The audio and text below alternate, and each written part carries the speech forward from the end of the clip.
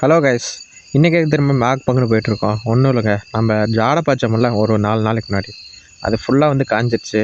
சரி இப்போ எடுத்து ஓட்டினா வண்டி கட்டாகுன்னு சொல்லிட்டு கலப்பையெல்லாம் தூக்கிட்டு போய் கீழே வைக்கிறதில் ஆரம்பிச்சிட்டோம்.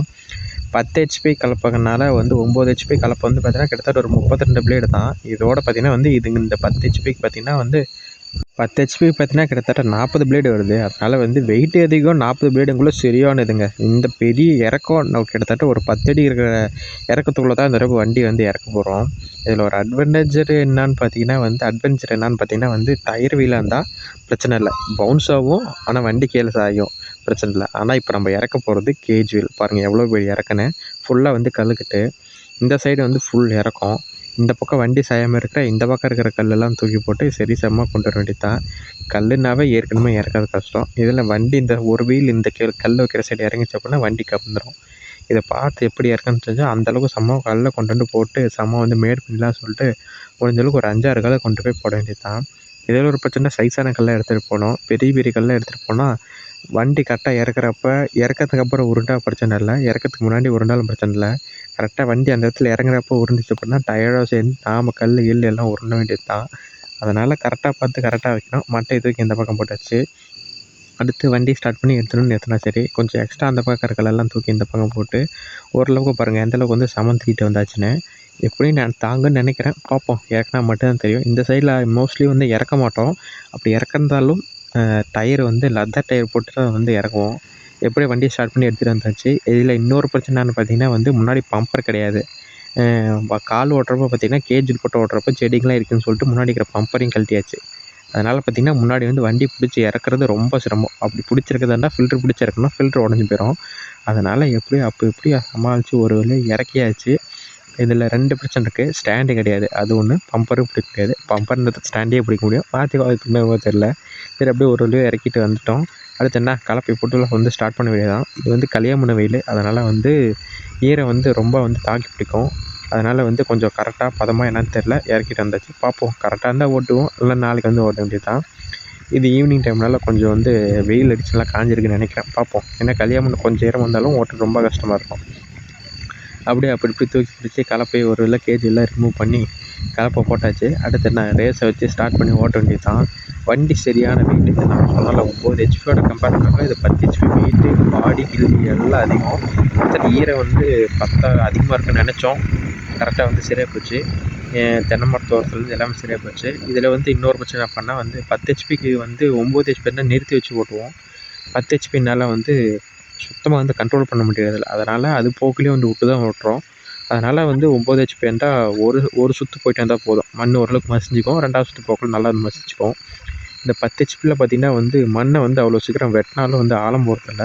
ஒன்று வெட்டிக்கிட்டு போகிறதா இருந்தால் உழவு தரதில்லை, இல்லை அப்படியே மேலாக்கில் போனால் சுரண்டி விட்டு இருந்தது. சரி போகிற பாக்கில் போட்டு அப்படி சொல்லி விட்டுட்டோம். அதனால் பார்த்திங்கன்னா வந்து இப்போ இந்த கடலக்காய் ஓட்டினதுலேருந்து பார்த்திங்கன்னா வந்து சால் அதிகமாக தான் ஓட்ட டைம் இருக்குது. 9 ஹெச்பி இருந்தால் அதிகபட்சம் 2 சால் 3 சால் அதிகபட்சமாக. இதாக இருந்தால் குறைஞ்சபட்சமே 3 சால் ஓட்ட வேண்டியதாக இருக்குது ஒரு சுற்றுக்கு.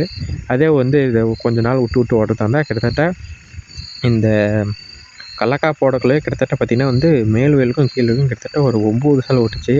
இதுக்கு அட்லீஸ்ட் ஒரு 4 to 5 சால் பிடிக்குன்னு நினைக்கிறேன், பார்ப்போம். ஆனால் ஓட்டின மாதிரி தான் தெரியுது. ஆனால் மண்ணை தான் வந்து பெரட்டு போகுது, அதுக்கு தான் வந்து பார்க்கறதுக்கு அப்படி தெரியுது. ஆனால் உழவுல வந்து அவ்வளோ சீக்கிரதில்லை. இது வந்து பார்த்திங்கன்னா கிட்டத்தட்ட ஒரு 3 சால் இல்லை 2 சால் ஓட்டி விட்டு பார்ப்போம். பாருங்கள், ஓன வயல்லே போனால் தான் வந்து கொஞ்சம் வந்து மண் வெட்டி ஆனால் வந்து ஃபுல்லாக வந்து மசிக்க வைக்கும். அப்போ தான் வந்து நம்மளுக்கு வந்து திருப்பி இந்த தட்டு குச்சி இதெல்லாம் வந்து மசினா தான் கொஞ்சம் வந்து உரமாக மாறும், இல்லைன்னா வந்து மாறாது. ஒரு சில இடத்துல பார்த்திங்கன்னா மண்ணை தான் வெட்டிட்டு போகுது, ஆனால் ஆள் இல்லை. பாதி இடத்துல வந்து கரெக்டாக வெட்டாது. ஏன்னா வந்து பாடுபடக்குள்ள ஒரு இடத்துல மேடு இருக்கும், ஒரு இடத்துல மேடு இல்லாமல் இருக்கும். அதனால் வந்து இப்போதைக்கு ஒரு 3 சுற்று ஊற்றி விட்டு ஒரு 2 நாள் to 3 நாள் வந்து ஃபுல்லாக வந்து காய போட்டுறணும். அப்போ தான் இந்த தட்டு குச்சி இதெல்லாம் வந்து மசியும். மசியறதுலாம் ஒன்றும் இல்லை, இந்த தட்டு குச்சிலாம் பார்த்திங்கன்னா வந்து ஒரு சில வந்து பச்சையாக இருக்கும், ஒரு சில வந்து காஞ்சி போயிருக்கும். அப்படியே வச்ச அப்படின்னா அது வந்து கால் கீழே குத்துறதுக்கு வாய்ப்பு இருக்கும். அதனால் இப்போ ஓட்டி விட்டோம் அப்படின்னா அது மண்ணோட மண்ணாக மக்கி எருவாக மாறிடும். அதுக்கோசரம் போய் ஓட்டுறோம். பாருங்கள், ஓட்டு விட்டு காட்டிலே திருப்பி ஓட்டுறதுனால பார்த்திங்கன்னா நம்மளுக்கு வந்து உழவு நல்லா கிடைக்கும். இந்த குச்சி பார்த்திங்கன்னா மசியும், அதனால தான் வந்து இப்படி ஓட்டுறோம். அப்படியே பார்த்திங்கன்னா வந்து அரைவயல் விட்டோன்ட்டு இன்னும் அந்த பக்கம் அரைவயல். இது கூட பிரச்சனை இல்லைங்க, அந்த பக்கம் தான் ஃபுல்லாக வந்து மேடு. அந்த பக்கம் தான் வந்து இப்போ வந்து இந்த சைடு வந்து தட்டு எடுத்து கிட்டத்தட்ட ஒரு 2 to 3 வாரம் ஆச்சு. அந்த பக்கம் தட்டு எடுத்து 4 நாள் தான் ஆகுது. அதனால் வந்து தட்டு குச்சிங்க பச்சை இன்னும் அப்படியே இருக்குது. மாடு வச்சு மேய்க்கலான்னு பார்த்தா அதுவும் கரெக்டாக வந்து மேய மாட்டேங்குது. கடைசி ஃபினிஷிங் டச் இப்போ வந்து பார்க்குறேன்னா சரி முடிஞ்ச அளவுக்கு ஓட்டு.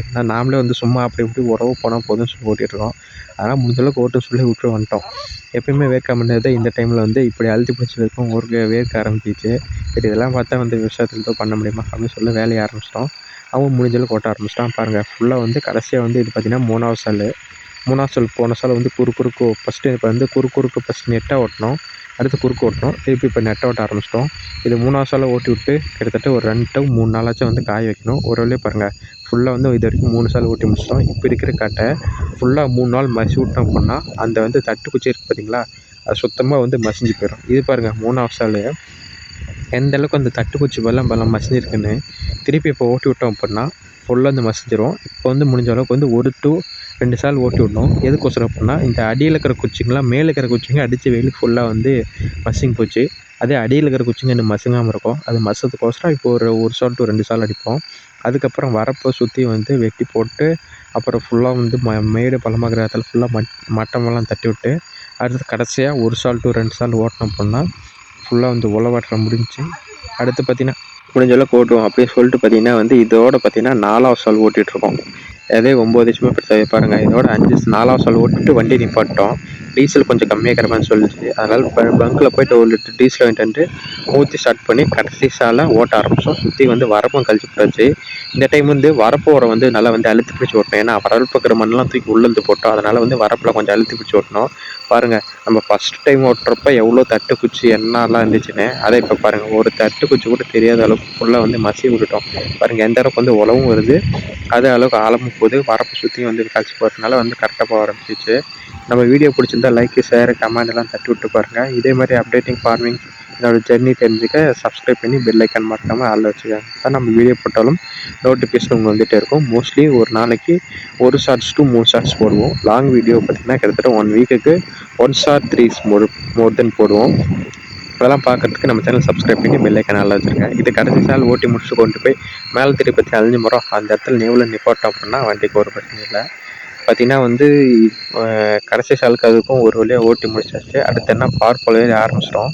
பார்ப்போர் வேலை பார்த்திங்கன்னா வந்து கிட்டத்தட்ட இதை ஓட்டினா ஒரு மாட்டில் ஓட்டினா ஒரு 45 நிமிஷம் வரும். அதே டேட்ரி வச்சு ஓட்டினா கொஞ்சம் நேரத்தில் வரும். டேட்ரிக்கு வரதுக்கு வழியில் மாடு ரவுண்டுக்கும் வரமாட்டாங்க. அதனால் பார்த்திங்கன்னா நாமளே வந்து களத்தில் இறங்கி போட ஆரம்பிச்சிட்டோம். இப்போ தான் வந்து ஓட்டி முடிச்சுட்டு ஒரு 10 மினிட்ஸ் வந்து ரெஸ்ட் எடுத்துகிட்டு திருப்பியும் பார்த்திங்கன்னா வந்து கோடை விளைய ஆரம்பிச்சிட்டோம்.